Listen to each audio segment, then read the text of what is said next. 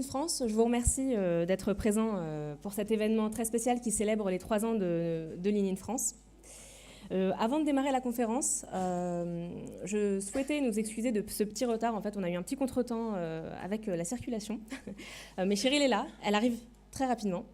Si je peux vous demander de mettre vos portables sur mode vibreur ou de les éteindre, ce serait très bien. À la fin de la conférence, s'il vous plaît, veuillez garder vos sièges. L'équipe leaninfrance organisera la sortie pour vous. Voilà. Alors, avant d'accueillir nos speakers, l'équipe leaninfrance souhaite remercier ses superbes sponsors, sans lesquels cet événement n'aurait jamais eu lieu. Nous remercions particulièrement Anna Dworzinska, Senior Communication Manager chez Dassault Systèmes. Merci. Lynne Pellissier, directrice de la diversité chez Orange. Merci beaucoup. Ainsi qu'Émilie Le Goff, PDG de la société Troops.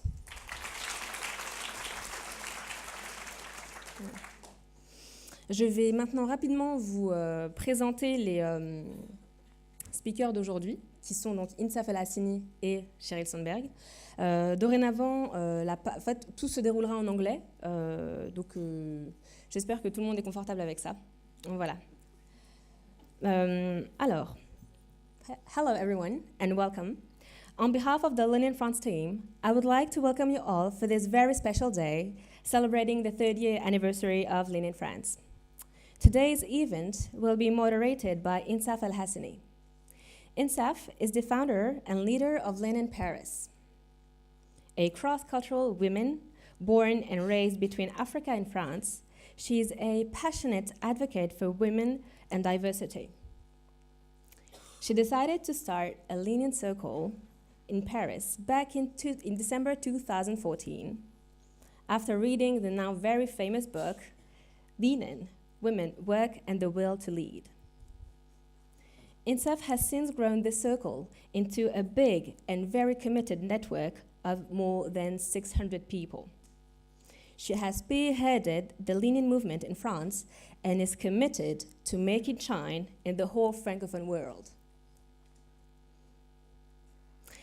On this very special day, Insaf has the great honor to receive and discuss with the very famous Sheryl Sandberg, the Chief Operating Officer at Facebook. Sheryl Sandberg has overseen Facebook's business operations for now the past 9 years. When she joined in 2008, Facebook only had 70 million users and 550 employees. The like button that we all know didn't even exist.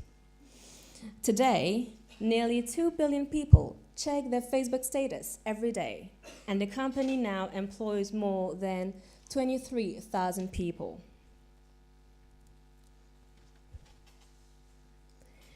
Sheryl wrote the best-selling book of 2013 called Lean, Women, Work, and the Will to Lead.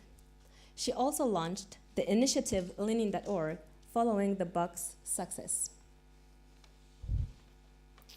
After her husband's tragic and sudden death, Sheryl Sandberg wrote a second book with her friend and Wharton professor, Adam Grant, a book called Option B, Facing Adversity, Building Resilience and Finding Joy. Sheryl then founded a nonprofit organization called the Dave Goldberg and Sheryl Sandberg Family Foundation. This foundation works towards building a more equal and resilient world through 2 key initiatives, leanin.org and optionb.org. To talk about these 2 initiatives, Sheryl has done the tremendous honor of coming to Paris today. And please, let's welcome on stage with a huge, huge round of applause. Bigger, bigger, woo! Woo! Bigger than that, okay? Sheryl Sandberg and Insaf El-Hassini. Woo!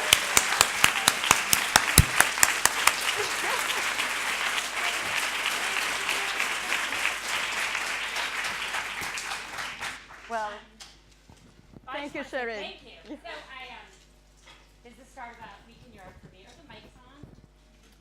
No? Mics? Kind of on?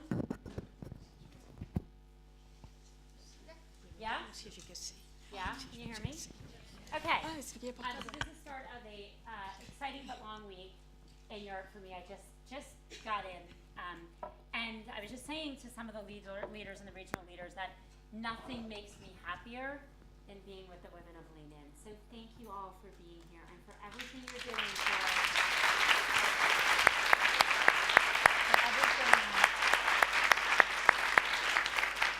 everything you guys are doing. It's been incredible to see the growth and the excitement of Lean In. Due to this, something that started with this amazing woman and 7 women in a Parisian cafe, which is definitely around the world our most glamorous start of a circle, everywhere. Everywhere else wishes they started with 7, French women in a Parisian cafe too. Thank you very much, Sheryl. Thank you all for being here. So if you agree, let us get started. So I would like to talk a bit about circles. It's been almost 5 years since Lean In has launched circles. How did you get the idea for circles, and what do you think they are very important? I mean, I think, what do you think is the most important, and what the most important objective for circles, and what is the impact? We would like to know what is the impact you have really seen over the past few years. So when I wrote Lean In 5 years ago, it came from a place of noticing just one really critical thing was happening, which is that, I don't want to shock everyone, but men still run the world. And I don't think it's going that well. And if you look at what's happened for women, if you look at the progress over the decades, from somewhere in the 1960s, 1970s, through about 10, 15 years ago, we were steadily making progress in leadership roles. And then about 10, 15 years ago, really progress stopped. And in many ways, we're stuck. So there are 12 countries run by women. And I understand there was a recent election in France and people have different political views, but my own political views mean that the election in France showed that not all female leaders were the right ones. However,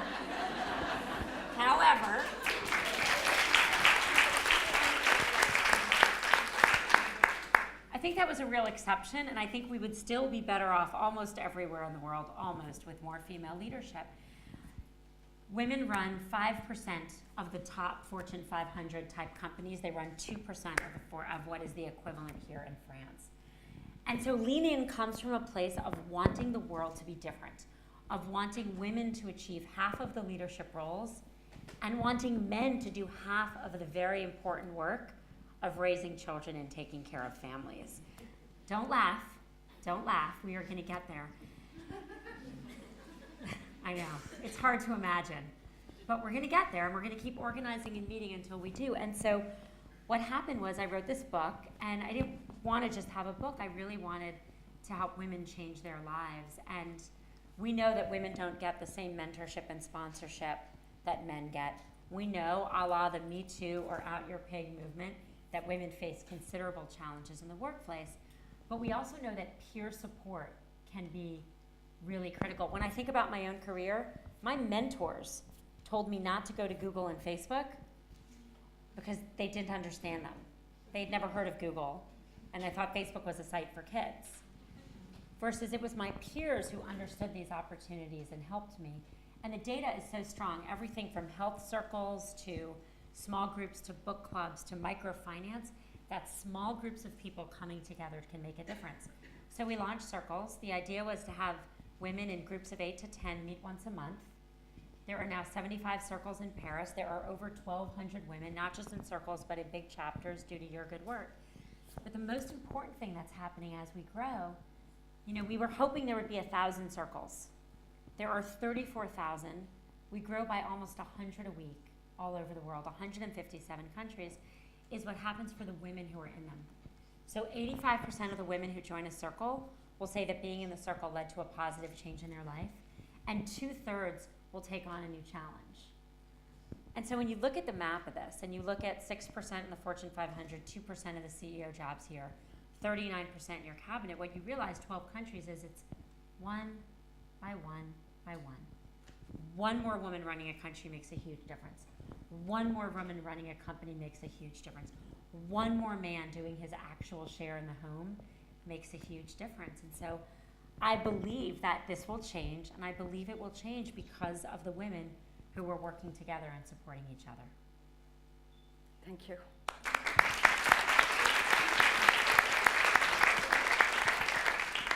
I do agree with you. It makes a real positive change. We can see it at Lean in Paris. We have just celebrated our 3rd year anniversary since we have started our circle back in December 2014. Now we are happy to say that in Paris we are over, just in Paris, 650 members. Wow. So, and it leads me to the message that we would like to give you today following today's event. We would like to encourage people of the audience to start their own Lean circle. So what advice would you give them for the people here who are considering starting their circle?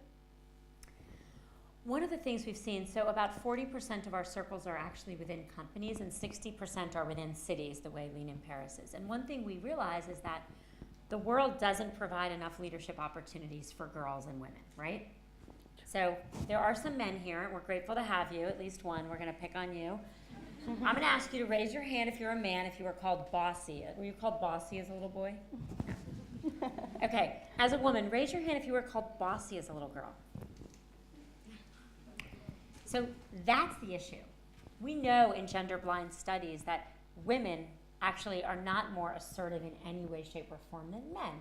It's just that when a man leads, it's expected, and when a woman leads, we're so not used to it and so not expecting it. So I tell everyone, you can change that. You walk up to a little girl who's being called bossy this weekend in any playground anywhere in the world, Paris for sure, and you walk up and you say, that little girl's not bossy. That little girl has executive leadership skills. The problem is if you change that and you say that little boy has executive leadership skills, there's no humor. And that's because, as my friend Debbie will tell you, who represents writers, humor is when something goes against your expectations. So the fact that we laugh at that little girl has executive leadership skills, so it shows the heart of the problem. And so what women need are leadership opportunities, and the world is not going to hand them to us. And starting a circle becomes a huge leadership opportunity. We're seeing women who start circles in their companies get noticed and promoted because they're seen as leaders. And we're seeing women who start and lead circles in their cities, the same thing is happening. And so this is in and of itself a leadership opportunity and an opportunity to do what leadership should be and always should have been, which is helping other women and men.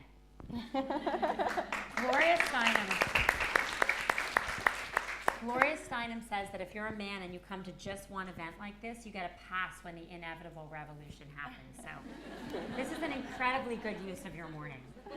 True.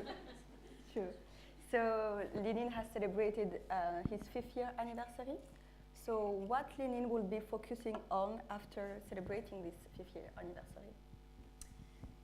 Lean, which is our foundation, we actually have our first full-time employee in Europe. Emma, stand up. Emma's based in the UK. But what the foundation is trying to do is help every woman follow her dreams. And that may be a dream of being a work-at-home mom. We never say stay-at-home mom because we know how much work that is. That may be a dream of taking on a leadership opportunity in your community. It may be a dream of being a CEO. We just want women to find their dreams. But we want women to find them without being told they can't. I'm sorry, there are 2 men. I'm going to pick on my 2 men again. Has anyone ever said to you, raise your hand for the 2 men here, should you be working? Anyone ever said that? Yeah, no, we're getting to the women. Women, anyone ever said, should you be working? Yes. Right? What's the problem with that? The problem with that is that the great majority of people, women in the workforce, have to be in the workforce. So we tell women they have a choice to do something that almost no women have a choice not to do. We tell men from the beginning that they can, quote, have it all, meaning that they can have a career and have families. Have you ever heard a man said, how do you do it all? Or can you have it all? Never. Never. But we say that to women all the time because the implication is that women can't and shouldn't. And the truth is, most women have to do both, and we have to be able to support them. And so what we want for Lean In is to help every woman approach her life that she can.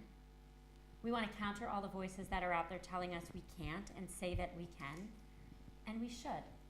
And we can follow our dreams, we can have careers if we want them, we can have children while we have careers if we want them, we can have partners if we want them, we can work at home if we want to, that is all up to us. And so we kind of operate on two levels. One is we try to influence the common understanding of what are the gender issues. We did a major push to ban the word bossy. We didn't mean ban the word bossy, but we meant let everyone know that this is a word that is used really for women, not for men all over the world. And now we are really working on expanding circles because we really believe that the future leaders and the people who will change it will come from our circles.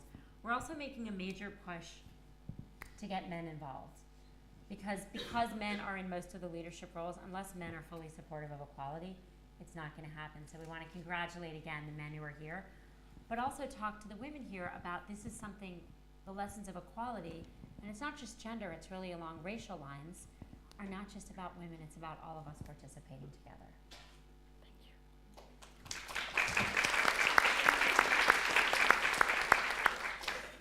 You talked about something very important, which is confidence. I would like to dig a bit more about confidence. We all know that how self-doubt can hold us back. And in your book, Lean In, you have said that you also have your days when you feel like a fraud. Do you have some advices for the audience to help them build their confidence? No, absolutely. I mean, so we know that at the same level of performance, women will remember their performance slightly low and men will remember theirs slightly high. Not a shocker, right? We also know that women and men and other people around us attribute performance differently. So when a man succeeds, it's because of his core skills. He believes that and everyone around him believes that. When a woman succeeds, it's because of working hard, getting lucky, help from someone else. Now, why does that matter? That matters tremendously. This explains why men run for office or apply for promotions when they meet some of the criteria, like 60%, and women when they meet 100%. Because if you and everyone else around you is underestimating you, that's something you internalize. And it's not just other people, it's me. I mean, I walk in this room and people applaud and stand up and all I want you to do is sit down. If I were a man and I started this, I'd probably be like, yeah. Right? True. I mean, I published Lean In. This is an incredible story. I published Lean In, so I do an entire couple of years of research on self-confidence for women. And I turn in the book. And the week I turn in the book, so it's early January 2013, we have a big meeting at Facebook with one of our senior technical leaders, Jay. And for 2 years, there was a project Jay and I really wanted to do that Mark, our CEO, and others didn't want to do. So at the beginning of this meeting, we're starting the project. I start out. I am just so grateful we're here. I mean, for years, I really wanted to do this and no one agreed. I'm just so grateful and I feel so good about it. And Jay looks up and says, I knew Sheryl and I were right and you'd all come around eventually. So I was like, really? Years of everyone disagreeing with you didn't shake your confidence in this at all? He's like, not one bit. So later that night, I'm Facebook messaging with Jay. I'm about to go on book tour. I said, can I use that story in the book tour? He's like, absolutely. I said, well, can I use your name in that story in the book tour? He was like, sure. He's the nicest guy in the world. But for him, he had total confidence we were right. He was totally fine to be proven right publicly, and he was fine using his name. And none of those were true for me after Lean In. I was completely shaken by everyone else not agreeing. If the situation were reversed, I would never let Jay tell the story, and I would never put my name in it. And that's because as men get more successful and powerful, everyone applauds. And as women get more successful and powerful, we don't. And so this is about changing our core expectations. This is really about not calling little girls bossy. This is really about building our own self-confidence. And one of the reasons I wrote Lean In is that and the system is gonna have to change, let's be clear. We need massive institutional reform, but we also need to change perceptions of women and the culture and how we feel about ourselves. And so just knowing that the man sitting next to you is applying for the job, meeting less of the criteria than you do, can make a really big difference. One of the women who ran operations in Paris shared with us that until she read Lean In and until she started a Lean In circle, she thought she was the problem. And then once she read Lean In and once she started her circle, she realized that she wasn't the problem. The problem is that she didn't believe in herself enough. And we get that from ourselves, but we also get it from the support of other people. And I think that's why the circles are growing, right? Absolutely. Yeah, because it helps us believe in ourselves. Mm-hmm. Speak, please. No, say. It's great. Thank you so much, Sheryl Sandberg. My name is Claudine Montagne. I was one of the founders of the Women's Liberation Movement in 1970 with Simone de Beauvoir. Well, I mean, let me start by saying that everything that this group has done builds upon the work of women like you. So thank you for your leadership and thanks for being here. What an honor. It is wonderful to be here, and I think Simone de Beauvoir would be so proud of you. Bravo. Thank you, Claudine. Thank you very much, Claudine. And thank you, of course. This is very inspiring. I would like to ask you about career path. If you would have one advice to the audience here, would you encourage them to think about the career path and plan the career? Or do you think that this is something that comes? Well, I tell young women or anyone in the workforce that what you really need, and this is in life too, not just in the workforce, you need a long-run dream and you need a short-term plan. Mm-hmm. So a long-run dream, what do you want to do? And in that dream, what I really want for everyone here and for all of us is dream big. Dream big. You know, do you want to be CEO of the company you're in? You know, do you want to write the next great novel? Whatever you want to do, dream big. Don't hold yourself back from the beginning, and don't let the voices around us telling us we can't hold you back. And then a short-term path, short-term plan, 18 to 24 months, year or two. It's the stuff in the middle that gets really confusing. If you try to map out where you are right now all the way to the end, you will wind up on a very limited career path. And the reason I know this is because when I graduated from college, there was no internet and Mark Zuckerberg was in elementary school. And so if I had planned out my career, I could never be at Google or Facebook because there was no Google or Facebook.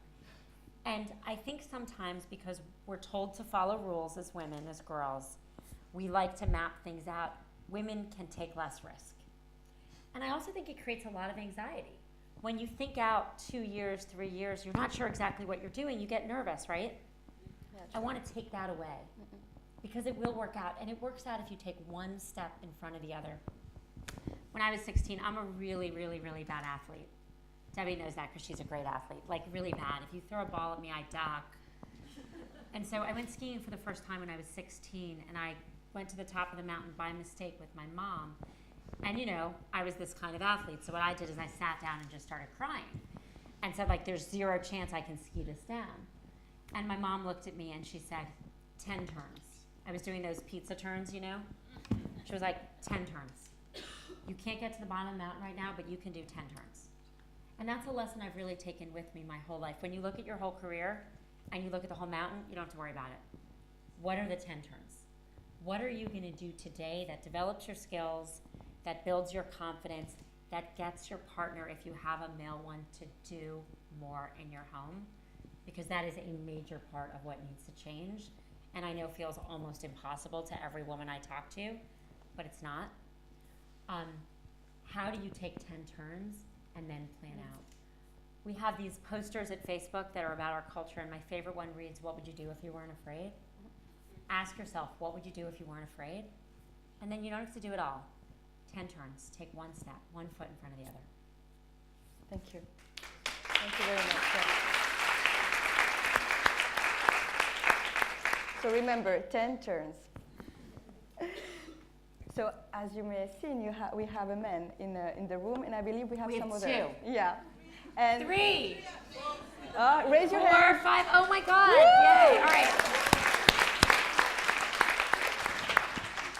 So thank you for being here, and I would like to ask you, for these men that are in the audience today, what advice would you give them to help us go through more gender equality? And and a more gender-balanced society. And this is a message not just for the men, because you guys are here, you're the right ones. It's really for women on how to talk to men about equality. So I think the problem, and it's really in a bad place, is that we're not close to equality. Like, we're not close. We're not close on racial lines. We're not close on gender lines. But increasingly, white men, or the men who have been in power in a long time in countries, are actually feeling under siege. So in many ways, it's the worst of all worlds. You see an uptick in white supremacy in the United States. You see an uptick in these kind of movements all over the world, because white men are really feeling like something's being taken away from them unfairly. Not all, but some. And it's not really being taken away from them unfairly or at all. And so it really, in many cases, is the worst of all worlds. And I think the way we need to talk to men about equality needs to change. For a long time, we've been saying it's the right thing to do. And it is. Let's be clear, we need to still say that. But here's what I think can motivate more people. It's also good for you. It is good for you.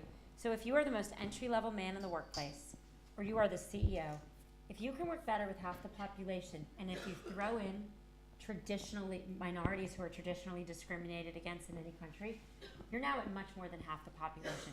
If you can work better with much more than half the population, you will outperform. And that's true if you're the most entry-level man or all the way the most senior.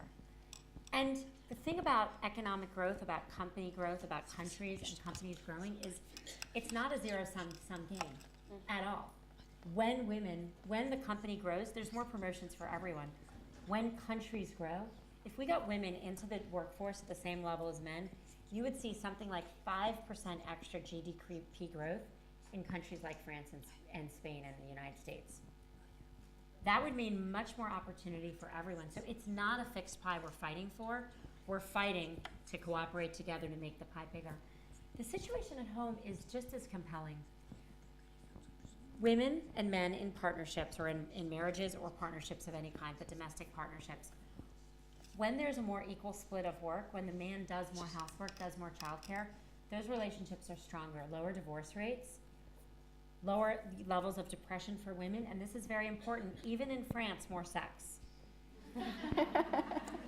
I tell men all over the world, if you want to do something nice for your wife or partner tonight, don't buy flowers. Do laundry.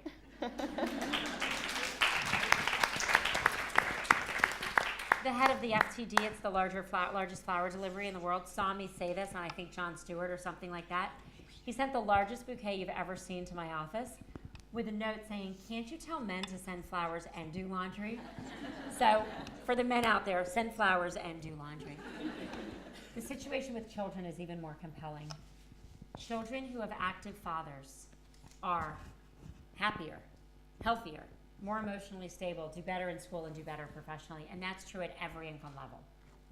This is not something that's only true for lower income levels or higher income levels. It's true across the board. It's true in every country in the world. By age 14, this is really interesting, there was a very well done study that showed that by age 14, if you are a daughter and you see your father do chores, you have to see him do the chores. He can't say, "Oh dear, you can do anything you want." He has to actually do stuff in the house. You have broader career aspirations than 14-year-olds who don't. So a 14-year-old girl who has not seen her father do chores, if you ask her career aspirations, will cite the traditionally female ones, which are good careers. But a 14-year-old who's seen her father do more in the home will also add in, neurophysicist. And that makes a really big difference. So from an individual man's point of view, both for success in the workforce, both for success for your organization or your country, or for your life, your marriage, your children, equality is super important.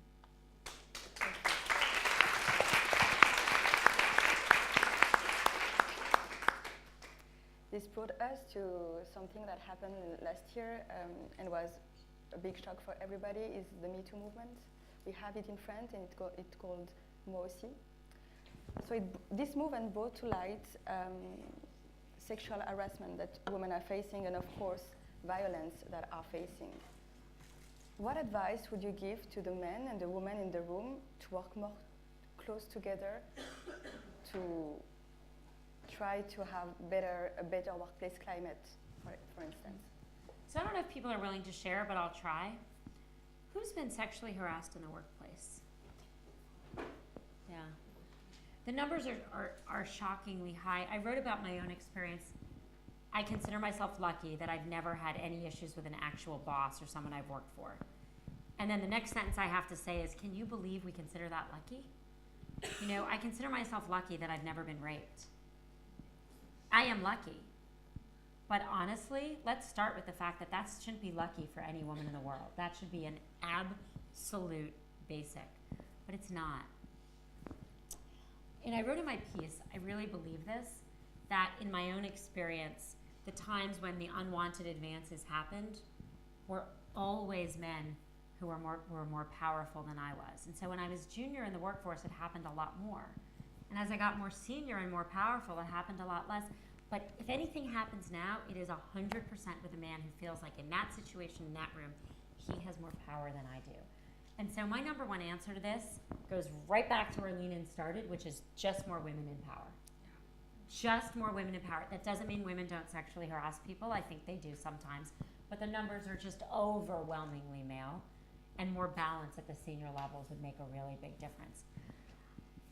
We need this to be something that's taken really seriously by companies. At Facebook, we published our policies publicly, not because they're perfect. No company does this perfectly.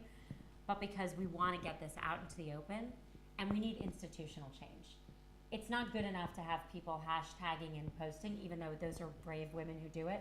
And I think you have to be very, very brave here to do it, especially since, you know, action's not being taken every time a woman shares anywhere in the world. So you have to be brave to share, but we need institutional change. Women need to know that if this happens to them in the workplace, they have a place to go, there will be no retaliation, they won't lose their jobs, and there'll be a fair investigation to make sure that people are held accountable. I do believe that a fair process is really important. If this becomes a witch hunt or something that anything can happen when it's unsubstantiated, we're going to see a lot of backsliding. And I think we need to recognize that we have to make sure that through this, men are still willing to work with and mentor women. One of the things that scares me the most, when I wrote Lean In, there was a really well done study that said that 64% of male senior managers in the US were afraid to be alone in a room with a woman. 5 years ago, before Me Too. What do you think that number is today? Someone said virtually everyone, right? So what's the problem with that? The problem with that is that all mentoring takes place in a room. You cannot bring your wife to a mentor session. That is not going to work because you are not going to have a real career development conversation with someone. And so one of the things my foundation's really focused on and the Lean In Foundation's really focused on is making sure that access for women remains equal. I wrote in Lean In, there was a man at Goldman Sachs, a senior man decades ago, who noticed that he was very comfortable having dinners only with men. So he just announced, I have no dinners. He only had breakfast and lunch, so to make access equal. I'm not going to ascribe what the right answer is for any man in the workplace, but make it equal. If you're not comfortable traveling with women, if you're not comfortable having dinner with women, don't do it with men. Or be comfortable having work dinners with everyone and be appropriate. That should be a good answer too, but we have to make sure that we deal with institutionalizing a process that protects women in the workforce, but also making sure we don't backslide into thinking our answer is not to speak to anyone at work, because that is the number one thing that could slow down the progress even further.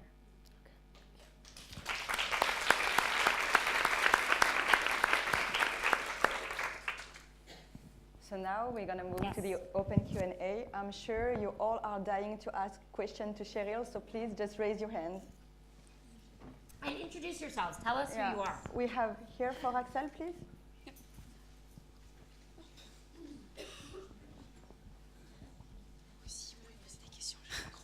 Hi, my name is Axel Tessandier. I'm a consultant and I did a little bit of politics. I did the campaign with Emmanuel Macron last year. Congratulations. Thank you. I have a question for you. You say you have two key actions for women is legislation and the perception we have of ourselves. If you were the president of the United States, what will be the first thing you will do for women in terms of legislation or law? One day, maybe? Hopefully, No. hopefully. No, but to get to real equality, we're going to need systematic change. So we definitely need legislative change across the board. It's different in different countries. The policies are much better here than in the United States.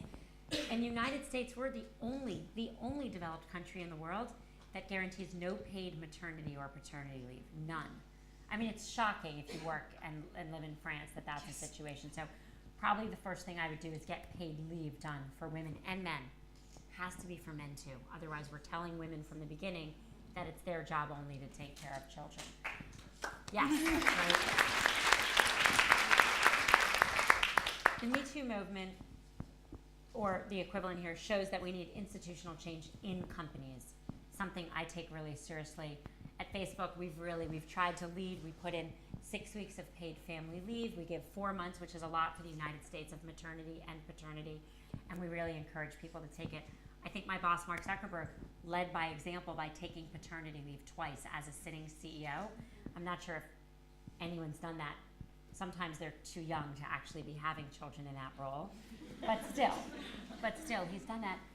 And then we need cultural change, right? So we'll talk about the industry Debbie works in. Let's talk about movies and film. Ready? Think about the last time you saw a TV show or movie with a working mother where the key tension in her life wasn't coming from being a working mother. Now think of the last time you saw a movie or TV show with a working father where what was stressing him out is that he had kids and he had a job. That's not a movie. That's not a TV show. Something else has to happen to him, but not her. That's enough right there. And so we need cultural change. We need cultural change in our movies. We need cultural change in our ads. I work a lot in advertising, and think about the messages women and little girls see all the time and how they're getting better. In the last Super Bowl in the US, they were selling cars to men by telling them to be good dads. That is cultural change. Makes a really big difference because people see so many marketing messages. And we need to stop calling little girls bossy. We really do. It is just that simple. If we start telling little girls they are leaders, they will lead. Thank you.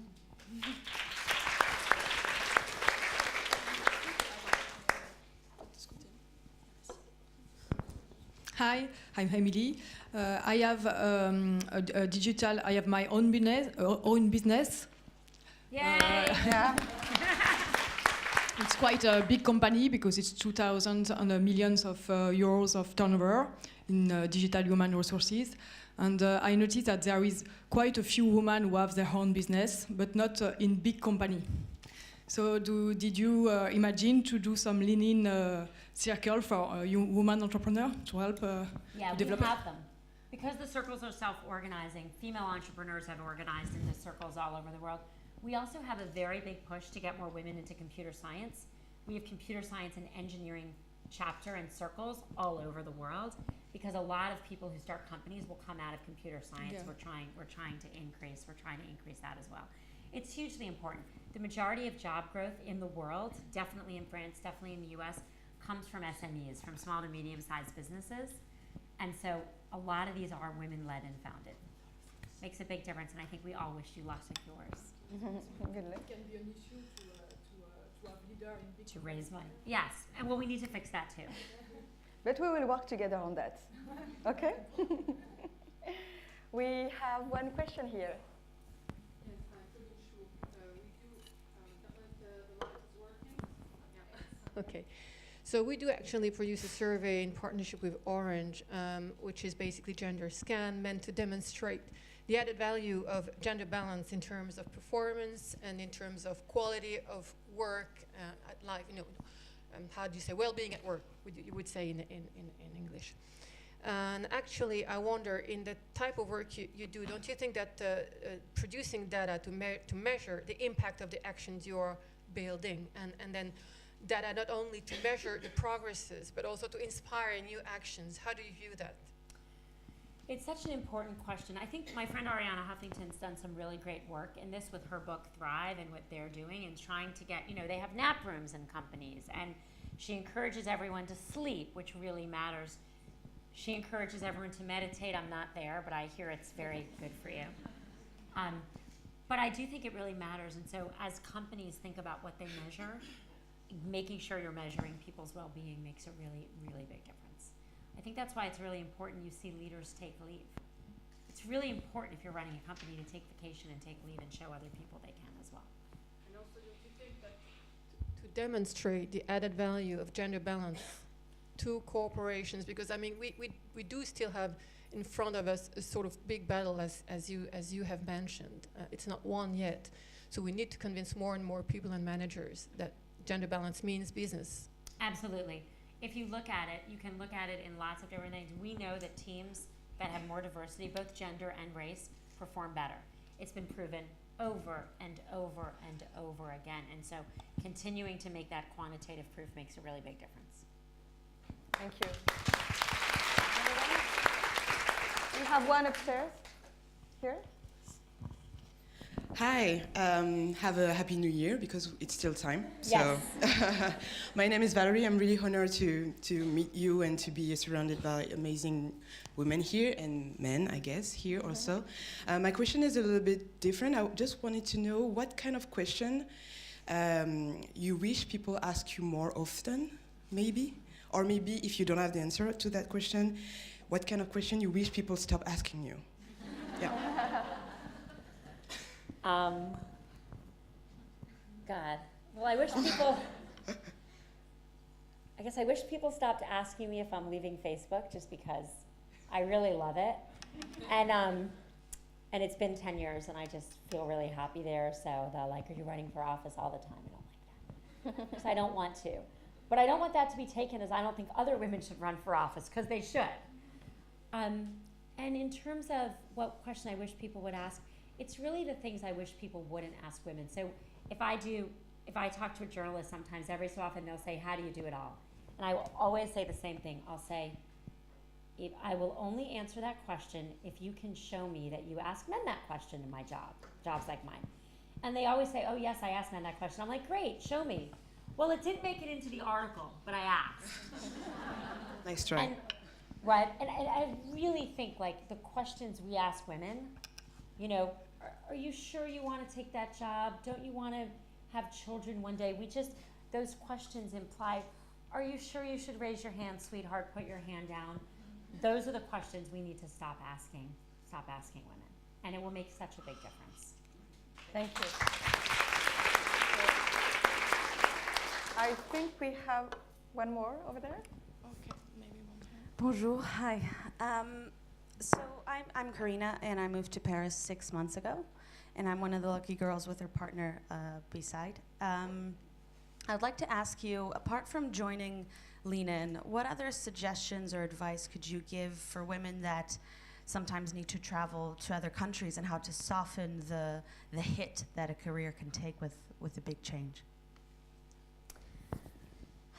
I think, again, having a really long-run view of your career and trying to make the best of different situations so that you really feel like you're building skills or building experience.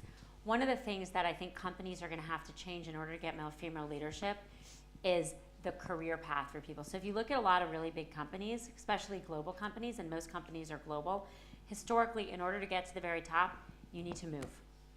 You have to be able to move. Run different countries, different levels. The truth is, men have much easier time taking those jobs because their wives will move with them, and women have a much harder taking those jobs because their husbands won't always move. So the most progressive companies, and I've had this talk with many CEOs, have stopped doing that and let women work from different places in the world, and really had to rethink the career path for women. If, on the other hand, you wind up moving, the question is, again, having a really long-run view of your career so that you find something you can do and invest in and enjoy for the years you've traveled. So, a man, maybe? Hi, hello, hi, Insaf. No, I would love to hear a question from Sorry. And Next then time. we'll take a question, promise. But I would love to hear a question from a man. A man here? Johan. Hi, I'm Johan from Stand up. Lean in Paris. My question was more about men in Lean In, and you already talked about how they should imply themselves a little more into the Lean In circles. But my question is, how do you convince other men to enter this circle, because they seems to be concerned from far, but they don't want to enter the circle? So what's your advice to convince them? I think the best advice for men is really to convince them that this is good for them. So we've seen within companies and cities that men that take leadership roles on equality, again, they're outperforming. And it makes perfect sense if you can work better with more than half the population. I think all of the things we've talked about with gender also apply to race.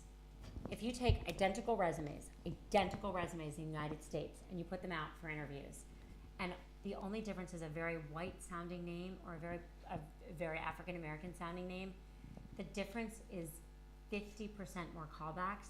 That white sounding name is worth 8 years of experience in the workforce. 8 years. If you take identical resumes for 2 women, and the only difference on that resume is member of PTA, which means the Parent Teachers Association in the US, so it's just a sign that the woman is a mother, that has an 80% difference in terms of callback. And so what we need to do and what men can help do is recognize the bias. We know that women get interrupted more in the workplace.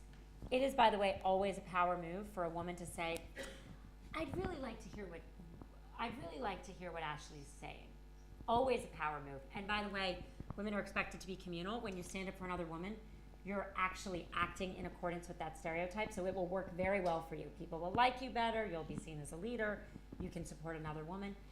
Men doing that is incredibly powerful too. So Ken Chenault, who just joined our board, famously read Lean In and kept telling me every time a woman would get interrupted, he'd be like, excuse me, let Skylar finish. That is a power move. And when men interrupt, when you understand the bias, a la the resume examples, and then you can interrupt the interrupters and point out the bias, it's an incredibly powerful thing to do. One last question. One last, and this is for you, because. Sorry. So exactly, I had almost the same question. So let me introduce myself first.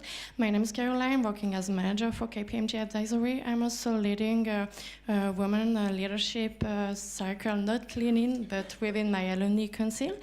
And hopefully, I would say hopefully, because we are facing more and more young men professionals who are likely to work on gender balance issue, and every time they're asking myself what is the best advice you can give to me. So I'm talking about young men students, young professionals. I'm not talking about senior. What would you answer to them if you were me, for example? I would give them the advice on how specifically to do it. So again, interrupting the interrupters, making sure you acknowledge bias. So one of the things that is hard, it's hard on racial lines, it's hard on gender lines, is it's very hard for men to talk about it. Sometimes they're afraid that if they talk about the biases against women, they'll be seen as the problem. I don't think that's right. I think pulling a woman aside and saying, you just got interrupted 3 times in that meeting, or I just noticed you got interrupted, or really, that wasn't his idea, that was yours, and addressing it. I know this happens to women is incredibly powerful, not just for the organization they're in, but for them. Thank you very much. Thank you. So just before we close, if you agree, we would like to take a group photo. Oh, we take a photo? Well, before we do that, I just really want to say thank you. When we started Lean In, it was our dream to get women to support each other. We never thought it could be this big or this far-reaching, and that's really because of the women in it. Through the hardest times in my life, the fact that women are coming together, the fact that the Lean In circles have formed all over has definitely gotten me through. And I know it's really hard. Like, I know you are going to leave this meeting and go back to work, and there are going to be the challenges and the bias people see, and I hope not anymore the harassment, but probably still in some ways.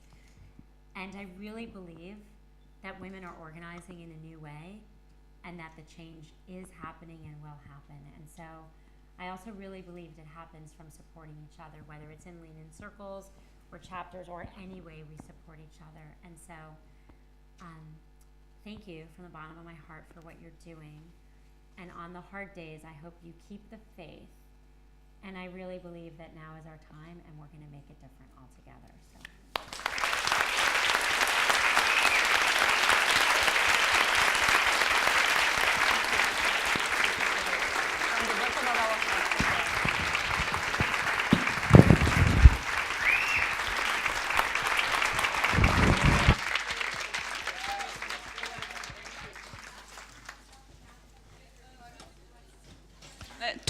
s'il vous plaît, et essayez de vous regrouper au plus possible au centre.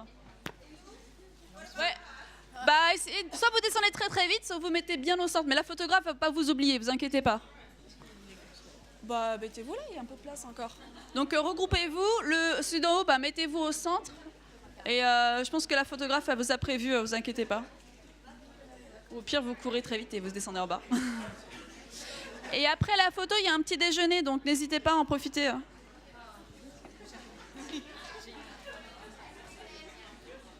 Do you guys want to get in the frame? Les circuits leaders, n'hésitez pas à vous mettre.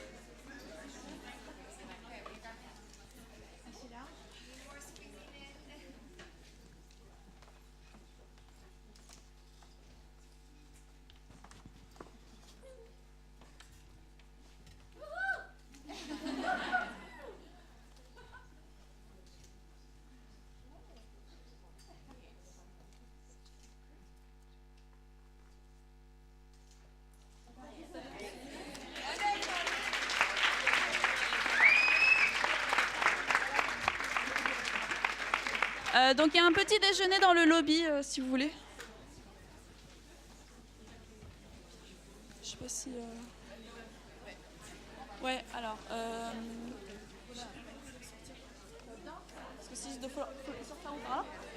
Alors vous sortez par la porte du fond, s'il vous plaît.